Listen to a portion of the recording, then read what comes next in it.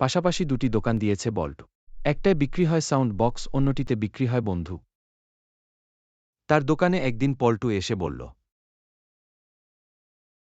কি রে, তুই তো দুটো দোকান খুলেছিস, বিক্রি টিক্রি হয়? হয় মানে?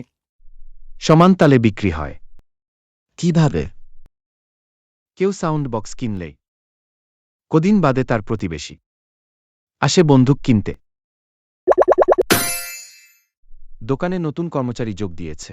দোকানের মালিক তাকে বোঝাচ্ছেন কিভাবে ক্রেতাদের কাছ থেকে টাকা চাইতে হবে। শোনো, ক্রেতা দাম জানতে চাওয়ার পর বলবে, চশমার জন্য খরচ পড়বে ৭৫০ টাকা। ক্রেতার চোখে বিস্ময় না দেখলে বলবে, এটা শুধু ফ্রেমের জন্য, লেন্সের জন্য খরচ পড়বে আরও ২৫০ টাকা। তারপরও ক্রেতা যদি শান্ত থাকে তাহলে যোগ করবে একটির জন্য।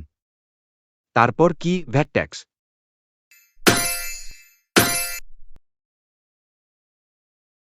জানিস কি হয়েছে? কি হয়েছে? একটা মার্ডার দেখেছি। কোথায়? মুরগির দোকানে। খারা তুই। ভাই, আপনার দোকান থেকে কয়েকদিন আগে একটা মোবাইল কিনেছিলাম, সেই টাকা ফেরত দেন। টাকা ফেরত দেব কেন? আপনি তো বলেছিলেন ১ বছরের মধ্যে মোবাইলের কিছু হলে টাকা ফেরত। হ্যাঁ, আপনার মোবাইলের কি হয়েছে? কাল রাতে চুরি হয়েছে।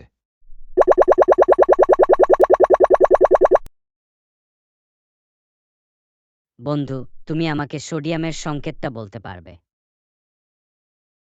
না। তুমি হলে প্রবেশের আগে আমাকে সব বলে দেবে বলেছিলে, কিন্তু এখন বলছো না যে।